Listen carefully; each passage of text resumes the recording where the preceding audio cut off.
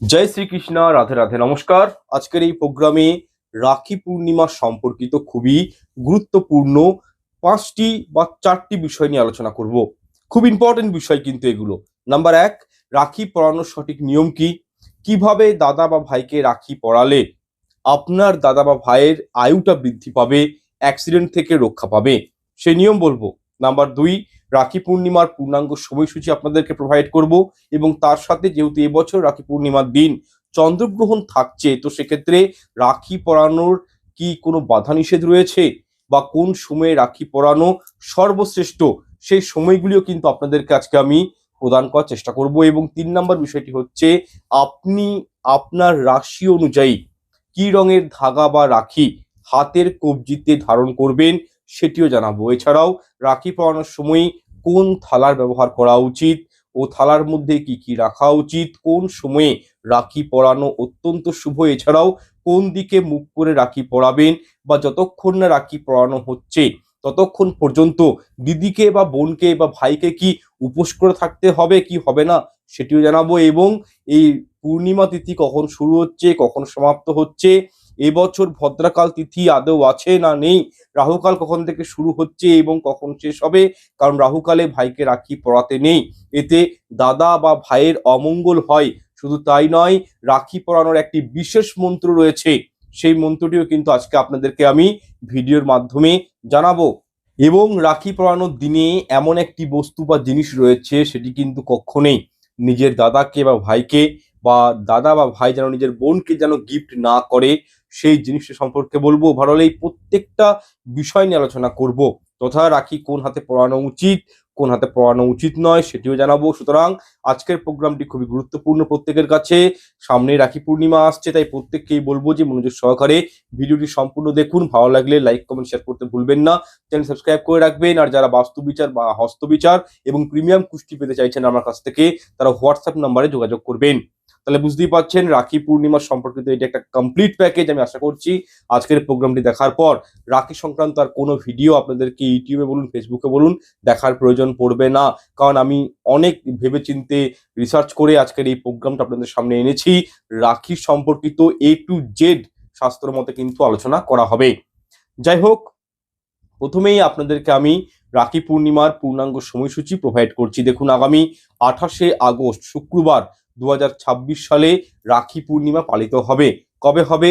28শে August শুক্রবার দিন, তথা এই পূর্ণিমা তিথি শুরু হচ্ছে তার আগের দিন, অর্থাৎ 27শে আগস্ট বৃহস্পতিবার সকাল 8টা 42 মিনিট থেকে, এবং পূর্ণিমা তিথি থাকবে 28শে আগস্ট সকাল 9টা 27 মিনিট পর্যন্ত। এক্ষেত্রে উদয়া তিথি অনুযায়ী 28শে আগস্ট এই দিনটিতেই কিন্তু রাখি পূর্ণিমা পালন করতে হবে, অর্থাৎ শ্রাবণী পূর্ণিমা। এই দিন অমৃত যোগ থাকবে সকাল 7টা পর্যন্ত, আবার অমৃত যোগ পাবেন সকাল 7টা 52 মিনিট থেকে শুরু করে সকাল 10টা 10 মিনিট পর্যন্ত। যাই হোক, একটা ছোট্ট ইম্পর্টেন্ট বিষয় আপনাদেরকে বলে রাখি, 2026 সালে রাখি পূর্ণিমার দিন কোনো প্রকারের ভদ্রার ছায়া নেই, ঠিক আছে? কারণ আমরা জানি যে ভদ্রাকালে দাদা বা ভাইকে রাখি পরাতে নেই, তো কোনো শুভ কাজ করতে নেই। কিন্তু ভদ্রা 27শে আগস্ট সকালের দিকে শুরু হচ্ছে এবং রাত্রের মধ্যেই কিন্তু শেষ হয়ে যাচ্ছে, এটা অত্যাধিক শুভ আপনাদের জন্য। 28 তারিখে কিন্তু আবার আংশিক খণ্ডগ্রাস চন্দ্রগ্রহণও পড়ে গেছে। গ্রহণের সময় থাকবে 28শে আগস্ট শুক্রবার সকাল 6টা 53 মিনিট থেকে, এবং চন্দ্রগ্রহণের সমাপ্তি হবে দুপুর 12টা 31 মিনিটে। তবে ভারত এবং বাংলাদেশে এই চন্দ্রগ্রহণ অদৃশ্য, তাই এর দুষ্প্রভাব কোনো মানুষের উপর পড়বে না। আপনাদেরকে গ্রহণের কোনো বাধা নিষেধ মানার প্রয়োজন নেই, তার কারণ ভারত বাংলাদেশে এই আংশিক খণ্ডগ্রাস চন্দ্রগ্রহণ কিন্তু অদৃশ্য অবস্থায় থাকবে। এর কোনো দুষ্প্রভাব মানুষের উপর পড়বে না, কোনো রাশির জাতক জাতিকাদের উপর পড়বে না। এছাড়াও 28শে আগস্ট রাহুকাল থাকবে, এটা কিন্তু মাথায় রাখবেন। রাহুকাল থাকছে সকাল 10টা 46 মিনিট থেকে শুরু করে দুপুর 12টা 28 মিনিট পর্যন্ত। রাহুকালের সময় কোনো শুভ কাজ করতে নেই, আমরা জানি। এই সময়টাতে, যে সময়টা বলছি আমি খুব মন দিয়ে শুনুন, সকাল 10টা 46 মিনিট থেকে 12টা 28 মিনিট পর্যন্ত কোনোভাবেই নিজের দাদা বা ভাইকে রাখি আপনারা কিন্তু বাঁধবেন না হাতে তাদের, কখনই রাখি পরাবেন না। রাখি পূর্ণিমার দিন রাখি পরানোর সব থেকে শুভ সময় এরপর জানাচ্ছি, এগুলো কিন্তু নোট ডাউন করে রাখবেন। 28 আগস্ট শুক্রবার সকাল 5:57 থেকে শুরু করে 7:33 পর্যন্ত খুব অস্পেসিয়াস একটি টাইম, আপনারা কিন্তু রাখি বাঁধতে পারেন। এরপর অমৃত যোগ পাবেন রাখি পরানোর, সেটি হচ্ছে সকাল 7:33 থেকে সকাল 9:10 পর্যন্ত। তারপরে অমৃত যোগের মুহূর্ত থাকবে সকাল 9:10 থেকে সকাল 10:10 পর্যন্ত, এবং অভিজিৎ মুহূর্ত থাকবে সব থেকে যেটা হচ্ছে বেস্ট মুহূর্ত, আদর্শ মুহূর্ত, সেটা বলা হচ্ছে দুপুর 1:52 থেকে শুরু করে বিকেল 4:35 পর্যন্ত। তাহলে বুঝতেই পারছেন এই অভিজিৎ মুহূর্তে যদি দাদা বা ভাইকে রাখি বাঁধতে পারেন, এতে দাদার কিন্তু আয়ু বৃদ্ধি হয় এবং কি কোনো প্রকার বিপদ আপদ আপনার দাদা বা ভাইয়ের মানে কপালে কিন্তু আসবে না, তারা কিন্তু অনেকটা সেফ জোনে থাকবে। আর এটা হচ্ছে অভিজিৎ মুহূর্ত, এই সময়ে রাখি পরানো সর্বশ্রেষ্ঠ টাইমিং বলা হয়। আচ্ছা, এরপর দ্বিতীয় বিষয়টি হলো দাদা বা ভাইকে দিদি বা বোনেরা কিভাবে রাখি পরাবেন, কি নিয়ম রয়েছে সেটি এরপর জেনে নিন। দেখুন, রাখি পরানোর সঠিক পদ্ধতি হলো যখন রাখি পরাবেন নিজের ভাইয়ের মাথাতে একটি হলুদ কাপড় অবশ্যই দিয়ে রাখবেন। এক্ষেত্রে রুমালের প্রয়োগ করতে পারেন, কোনো সমস্যা নেই। ভাইয়ের মাথাটি ঢেকে দেওয়ার উদ্দেশ্যেই কিন্তু অবশ্যই সুতির কাপড় হলে খুব ভালো হয়, হলুদ রঙের কাপড় কিন্তু মাথায় দিয়ে রাখবেন এবং ভাইয়ের কপালে তিলক দিবেন, সাথে অক্ষত আতপ চাল ভাইয়ের কপালে অবশ্যই দিবেন এবং রাখি পরানোর সময় রাখিতে 3টে গিঁট দিবেন। এই 3টে গিঁটের সম্পর্ক কিন্তু রয়েছে ব্রহ্মা, বিষ্ণু এবং মহেশ্বরের সাথে। প্রথম গিঁট সুতোতে দেওয়া হয় নিজের দাদা বা ভাইয়ের দীর্ঘায়ু কামনা ও সুস্থতার উদ্দেশ্যে। সেকেন্ড ওয়ান গিট দেওয়া হয়, ঠিক আছে, কেন দেওয়া হয়? বোন বা দিদির দীর্ঘায়ু এবং পরিবারের মঙ্গল কামনার্থে। এবং তৃতীয় গিট সুতোতে দেওয়া হয় তার কারণ ভাই এবং বোনের মধুরতার সম্পর্ক যাতে অটুট থাকে, সারা জীবন যেন বজায় থাকে, সেই জন্য কিন্তু 3 নাম্বার গিট দেওয়া হয় রাখিতে। সুতরাং যেসব দিদিরা বোনেরা নিজের দাদা বা ভাইকে রাখি পরাবেন, তারা 3টে গিট রাখির সুতোতে অবশ্যই দিবেন এবং খালি হাতে কখনোই রাখি পরা উচিত নয়। সেক্ষেত্রে নিজের দাদা বা ভাইকে কিছু টাকা বা উপহার মানে রাখা উচিত বোনকে দেওয়ার জন্য। এছাড়াও রাখি সর্বদা ডান হাতে পরানো উচিত। আপনার দাদা বা ভাইকে আপনি যখন রাখি পরাবেন, তার যেটি রাইট হ্যান্ড সেখানেই কিন্তু আপনারা রাখিটি পরাবেন। দেখুন, রাখি পরানোর পর ভাইকে মুখ মিষ্টি করাবেন, তারপর ঘিয়ের প্রদীপের মাধ্যমে নিজের দাদা বা ভাইয়ের সামনে আরতি করবেন এবং হলুদ সর্ষে 7 বার ক্লকওয়াইজ ভাইয়ের মাথার উপরে ঘোরাবেন। অর্থাৎ ঘড়ির কাঁটা যেমন ক্লকওয়াইজ ঘুরে, অ্যান্টি ক্লকওয়াইজ নয়, ক্লকওয়াইজ।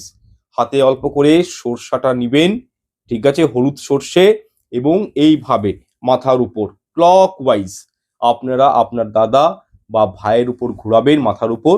এরপর গঙ্গার জল নিজের দাদা বা ভাইয়ের গায়ে অল্প করে ছিটিয়ে দিবেন এবং হলুদ সর্ষেগুলো কোনো গাছের গোড়ায় ফেলে দিতে পারেন। এই ছোট্ট একটি প্রক্রিয়ার মাধ্যমে আপনার দাদা বা ভাইয়ের রোগ জ্বালা, বিপদ আপদ, অ্যাক্সিডেন্ট, অর্থহানি, এই সমস্ত যোগগুলো কিন্তু কেটে যাবে।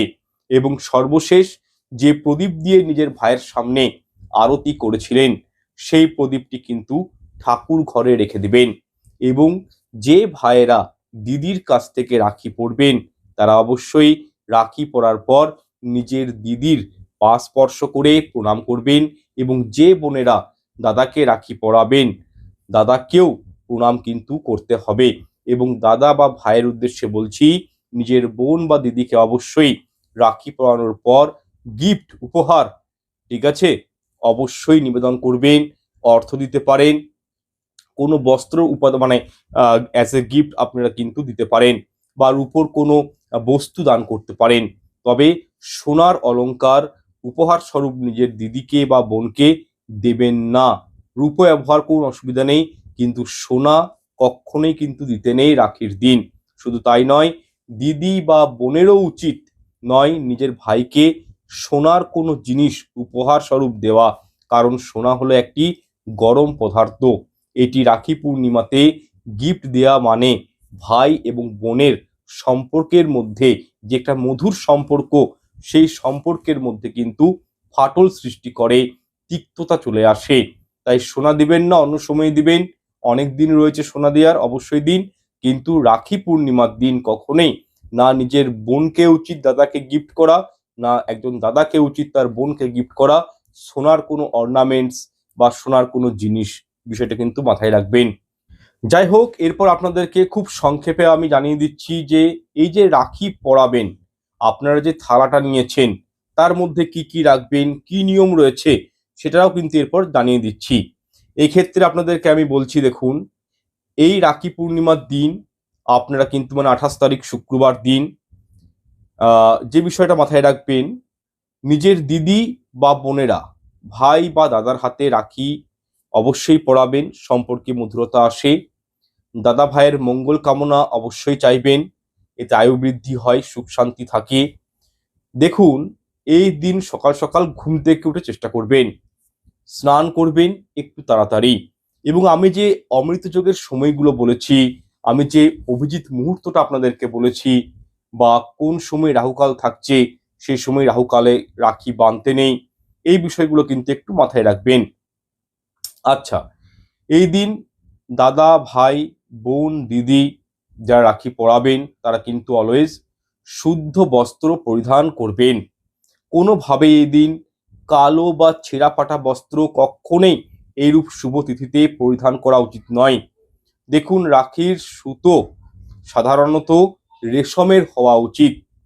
এখন মার্কেটে দেখবেন বিভিন্ন রকম ডিজাইনের স্টাইলের রাখি বেরিয়ে গেছে ঠিকই, কিন্তু রেশমের সুতোর রাখি সব থেকে শুভ বলে মনে করা হয়। একান্তই যদি রেশমের সুতো না পান, তো সেক্ষেত্রে সুতির সুতোর দিয়ে তৈরি রাখি দাদা বা ভাইকে পরানো যায় বিকল্প হিসাবে। এছাড়াও দেখুন, এই আধুনিক যুগে অনেক দিদি বা বোনেরা নিজের ভাইয়ের উদ্দেশ্যে দেখবেন সোনা রূপো বা মিশ্র ধাতুর রাখি পরিয়ে থাকেন বা উপহার দিয়ে থাকেন।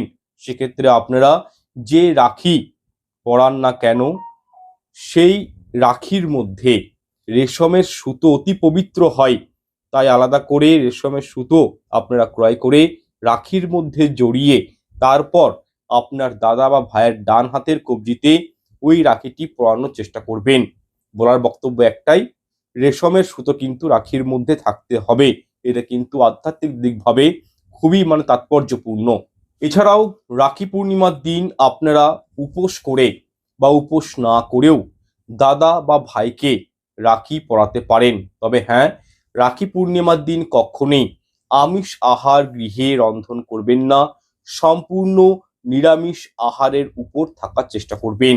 তথা নিরামিষ আহার গ্রহণ করেও আপনারা কিন্তু নিজের দাদা বা ভাইকে রাখি পরাতে পারেন, কোনো অসুবিধা কিন্তু নেই। অনেকেই মনে করেন যে প্রত্যেককেই একদম অভুক্ত থাকতে হবে, একদম নির্জলাভাবে থাকতে হবে, এমনটা নয়। নিরামিষ আহার গ্রহণ করে মিষ্টি ফলাদি গ্রহণ করেও রাখি পরানো যায়, এর কোনো বিধিবিধান নেই। তবে যারা উপোস করে রাখি বাঁধতে চান তারা উপোস করেও করতে পারেন। দেখুন, এই বিষয়টা সম্পূর্ণ কিন্তু আপনাদের উপর ডিপেন্ড করছে।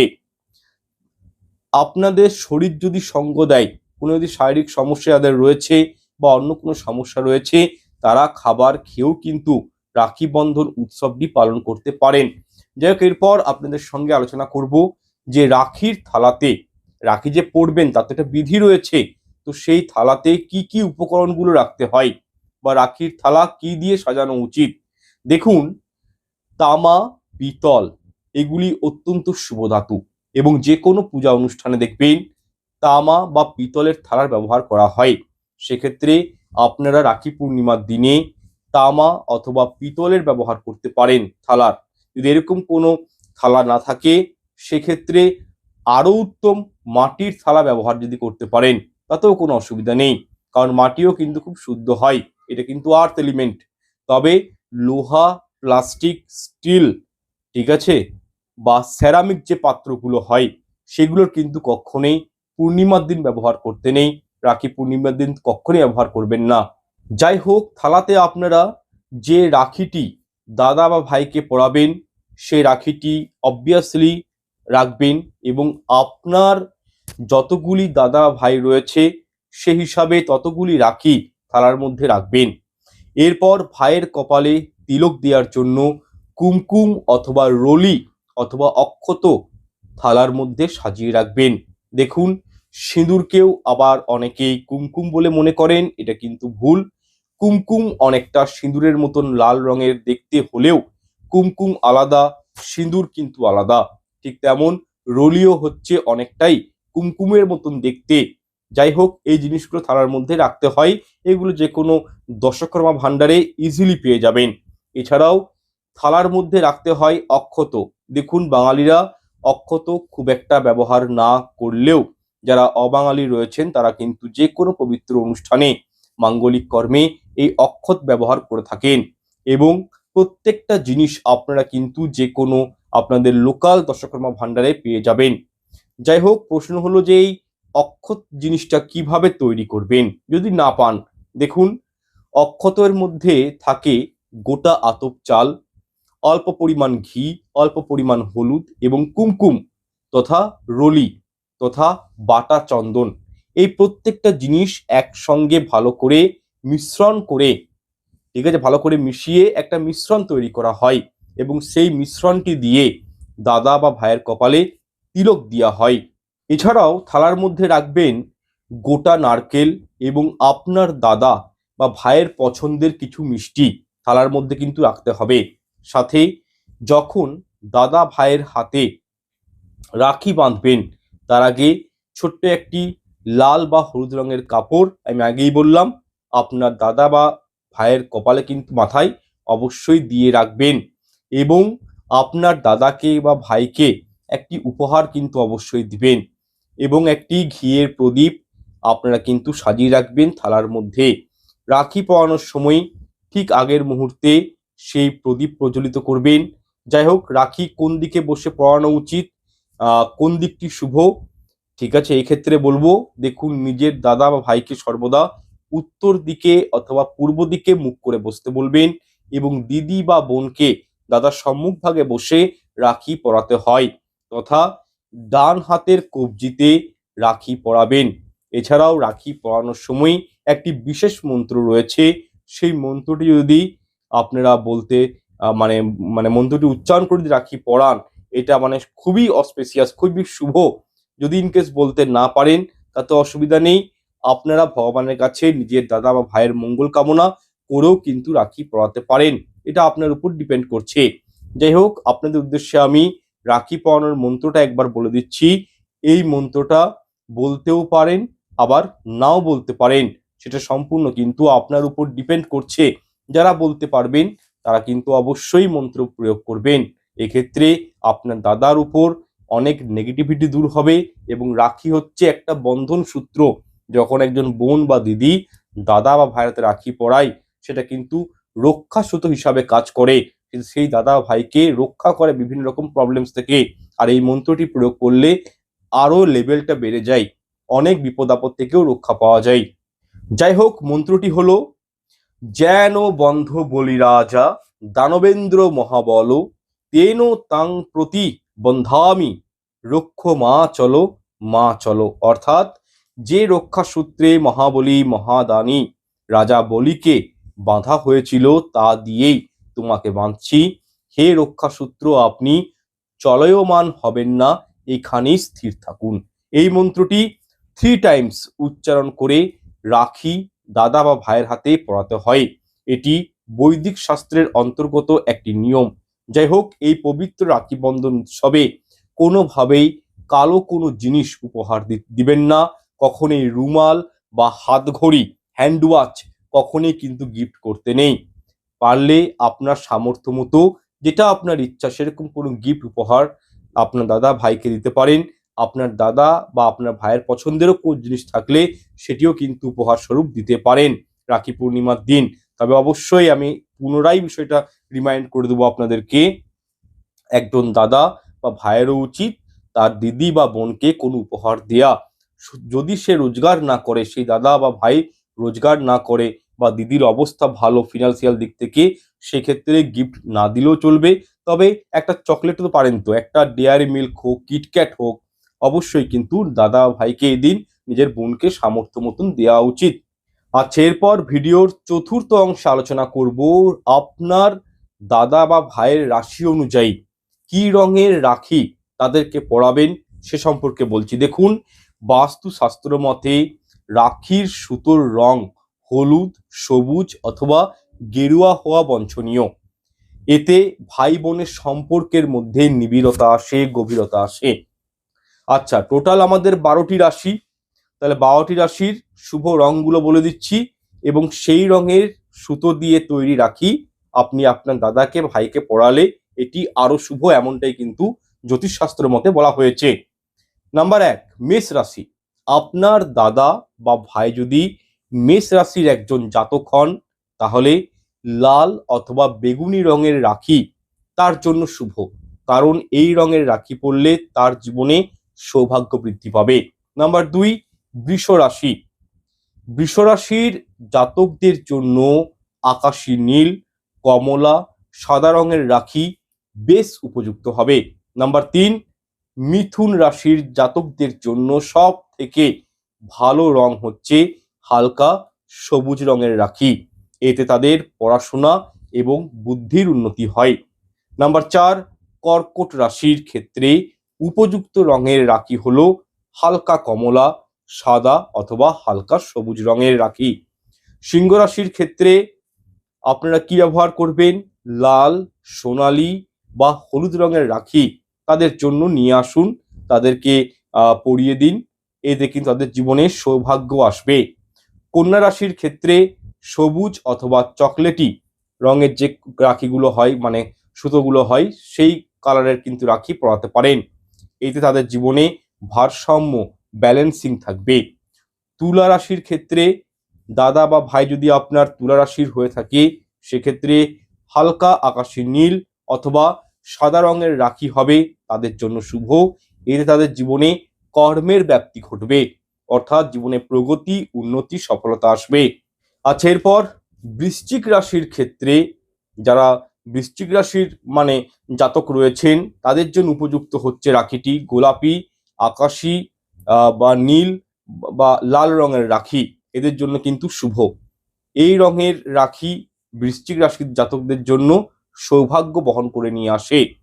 ধনু রাশির জন্য বলবো, দেখুন এক্ষেত্রে হালকা হলুদ, বেগুনি অথবা আকাশী বা হালকা নীল রঙের রাখি উপহার দিতে পারেন। মকর রাশির জাতকদের জন্য উপযুক্ত রাখি হলো বেগুনি, হালকা নীল ও সবুজ রঙের রাখি। এই রঙের রাখির ব্যবহারে মকর রাশির জাতকদের ভাগ্য ফিরিয়ে আনতে পারে। কুম্ভ রাশির জন্য উপযুক্ত রাখি হলো সাদা, বেগুনি এবং নীল রং। এই রঙের রাখি কুম্ভ রাশির জাতকদের জন্য অবশ্যই কিন্তু প্রগতি, উন্নতির পথ উন্মুক্ত করে। মেষ রাশির জাতকদের জন্য বেগুনি ও হলুদ রঙের রাখি বেশ উপযুক্ত। যাই হোক, সমস্ত বিষয়গুলো আপনাদেরকে আমি আশা করছি বুঝাতে সক্ষম হয়েছি। তবুও যদি আপনাদের আজকের এই রাখি প্রোগ্রামটি নিয়ে কোনো ডাউট থাকে, প্রশ্ন থাকে, অবশ্যই কমেন্ট করবেন। পার্সোনাল হোয়াটসঅ্যাপ নাম্বার দেওয়া রয়েছে, সেখানেও মেসেজ করতে পারেন, আমি প্রত্যেকটি উত্তর দিয়ে থাকি।